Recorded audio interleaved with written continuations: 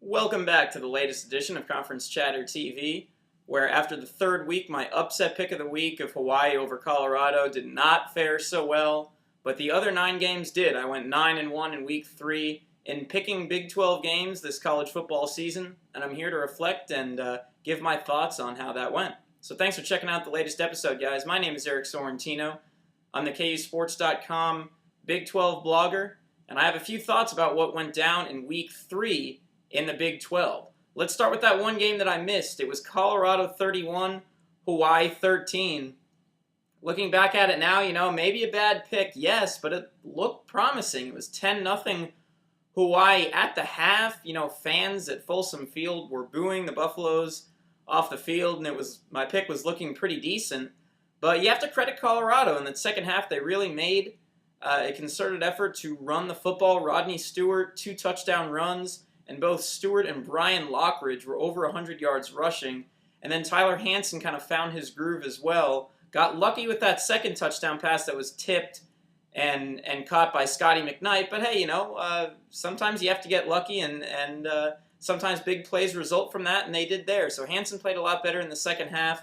I credit Colorado for holding off Hawaii at home. That's a game that Colorado, with their schedule this year, their non-conference, it's tough. They have Georgia coming up, and this is a game at home that they took care of business, and I credit them for it. I thought the upset might have, we might have seen an upset there with the Warriors, but Colorado held them off, and that was the only one I missed this week. Let's reflect on some of the other ones that went down. Nebraska 56, Washington 21. The Huskers just dominated the Huskies in every facet of that game. The offense, Nebraska passed for more yards. They rushed for more yards. And the defense just completely flustered Jake Locker, who did not look like, a senior, much less a Heisman Trophy contender or a potential first overall pick of the NFL draft, which is where he's been in some mocks that I've seen. Jake Locker, 4 of 20 passing. 4 completions in 20 attempts. Nebraska's defense really held him down. He only had 71 yards, did have a touchdown, but had 2 interceptions, one of which was returned for a touchdown.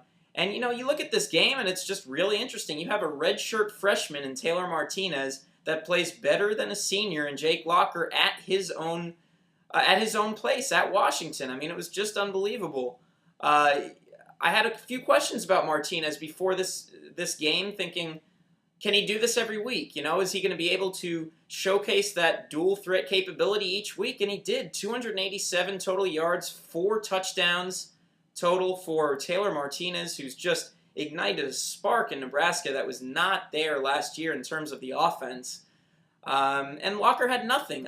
He had absolutely nothing, and that's a credit to Nebraska's defense, which, now is you'd have to say that they are picking up where they left off last season.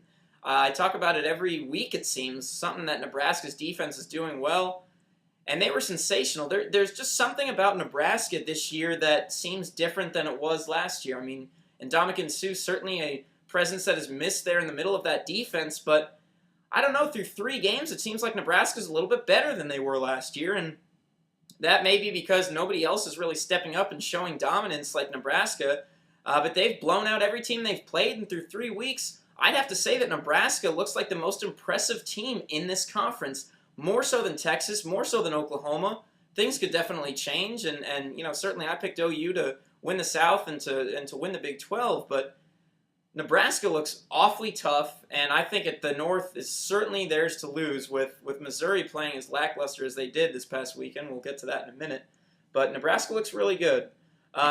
There were a few close calls here that I got right, but that were really, really close. Let's start with Missouri 27 and San Diego State 24. The Aztecs almost with an upset. They basically had the upset, if not for a TJ Moe 68-yard touchdown pass with 1:10 left.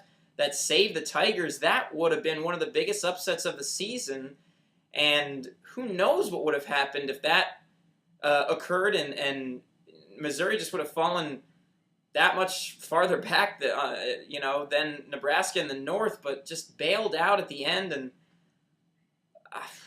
I don't know. Missouri's really got to pick it up. Blaine Gabbert did not look good. Had a few interceptions that were costly, and that's not like him. He's got to really pick it up here in the next few weeks. How about Texas A&M 27, Florida International 20? I sit on here that A&M should win by 4 or 5 touchdowns, and I thought they would at home, but here they are down 20-6 heading into the fourth quarter against Florida International at home. Never would have thought that would happen. The Aggies needing 3 touchdowns just in the final quarter to prevail. Gerard Johnson didn't look that great, 35.5% completion percentage against Florida International. Did have a touchdown, but 4 interceptions. He was sacked 6 times, and A&M had 5 turnovers. That's not going to get it done if A&M wants to challenge in the South. That's just absolutely not going to get it done. Not at home against Florida International. You look at defenses like Texas, and they'll have a field day if A&M plays like that. I think they'll get better. Certainly, Gerard Johnson is a brilliant mind, a great quarterback, and I think he will respond from this. But it's a little concerning if I'm the Aggies right now. Not really a good effort there against Florida International.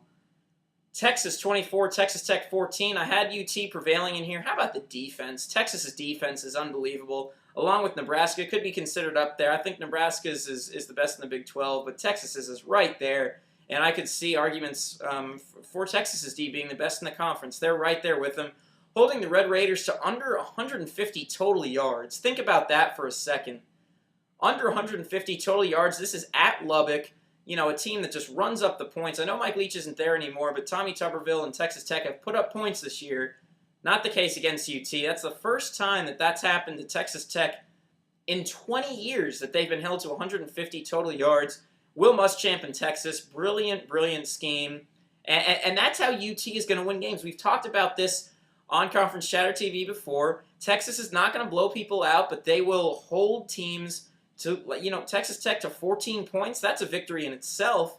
And, Texas did what it had to do to win, 24-14. And UT's not as flashy as in years past, but they are starting the season out pretty well. They look pretty good on defense. Offense still has a little bit of things to work on, but that's a good victory in Lubbock. I mean, Mack Brown was only 3-3 in his tenure of coaching UT in Lubbock. That's far from a guaranteed victory, so anything that Texas can get in Lubbock that results in a victory is fine, and that's what they did.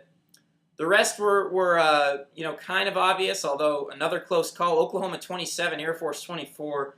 I don't know what team for Oklahoma to really believe. If it's going to be the team that was close here against Air Force, it was close also back in week 1 at home or against Utah State, I think it was. Or will it be the team that blew out Florida State at home? I'm not really sure yet, but Oklahoma taking care of business. TCU 45, Baylor 10. The Bears not really showing up in that. Oklahoma State 65, Tulsa 28. Told you guys to take the over in that one, and that was certainly the case there. Cowboys going nuts there on Tulsa. Kansas State 27, Iowa State 20, and Southern Miss 31, Kansas 16 back from Friday's game in Mississippi. So that's it, 9-1. Not too bad here. That brings my season record to 31-3 on the air after 3 weeks, picking at a 91.2% clip. So, hey, I have no complaints. I've missed 1 game each week. Thought I might have had Hawaii there. Not the case. So maybe pick an upset game in week 4. We'll see how that goes. I think that's all the time we have, guys. I appreciate you checking out the latest edition of Conference Chatter TV. My name's Eric Sorrentino. I'm signing out, and I'll talk to you again next week. Thanks.